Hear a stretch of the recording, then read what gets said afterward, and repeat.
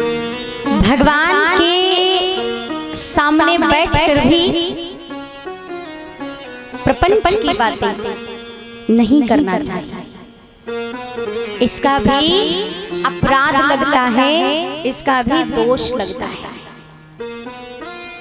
आप प्रपंच से ही तो निकलकर थोड़े वक्त के लिए मन को विश्राम देने के लिए, मन की शांति पाने के लिए आप यहाँ आकर बैठे हो, और यहाँ बैठकर भी देश दुनिया की ही, घर परिवार की ही बातें करोगे, तो बताओ फिर और कहाँ ऐसा स्थान है जो आपको सुकून मिल सके, शांति मिल सके?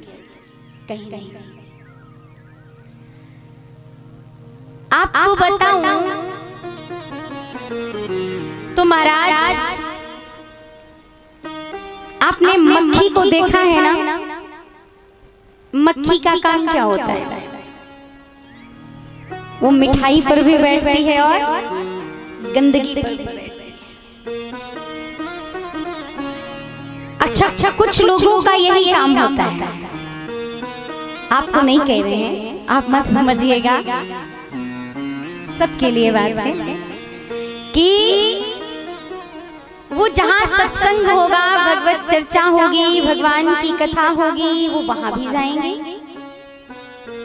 और जहाँ पर लोग बैठ करके देश दुनिया की बातें कर रहे होंगे, आज उनके घर में क्या हुआ, कल उनके घर में क्या हुआ, कल मोहल्ले में क्या हुआ, पड़ोस में क्या हुआ, वो वहां पर भी जाएंगे।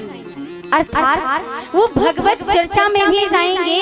अर्थात जहाँ पर भगवान की लीलाओं का वर्णन हो रहा है, जहाँ पर ईश्वर की कथा चल रही है, वो वहां पर भी जाएंगे। और जहाँ गंदगी की बातें हो रही है, वो वहां पर भी जाएंगे। मक्खी का काम यही होता है, मिठाई पर भी बैठती है और गंदगी पर भी बैठती है। तो कुछ लोग ऐसे ही होते हैं। तो ऐसे लोगों का कोई मतलब नहीं है। ऐसे मक्खी को महाराज मिठाई पर भी जब वो बैठती है तो लोग उसको खाते नहीं, फेंक देते हैं। और वहीं पर दूसरी होती है मधुमक्खी। मधुमक्खी का क्या काम होता है? जोर से बोलो। वो एक नित्य नवीन पुष्पों पर जाकर बैठती है और बढ़िया बढ़िया पराग लाती है और उसको एक छत्ते में लगाती है, लेकिन वो खुद नहीं खाती है, वो दूसरों के लिए छोड़ देती है। मेहनत बहुत करती है, लेकिन वो अपने लिए नहीं, दूसरों के लिए। मधुमक्खी से हमें क्या सीखना चाहिए? कुछ लोग ऐसे ही होते हैं, जहाँ पर भी भगवत कथा होगी, जहाँ पर भी सुंदर संतों की चर्चा चल रही होगी, वहाँ बैठेंगे। बहुत प्रेमी होते हैं,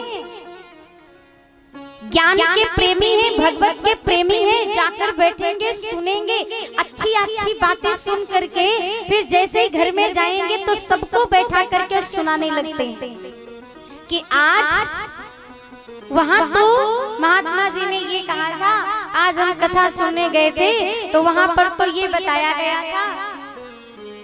अपने लिए लागू नहीं करते, लेकिन वो परिवार में सबके ऊपर लागू कराना चाहते हैं कि जो हम बता रहे हैं उसको सब सुने, बदले।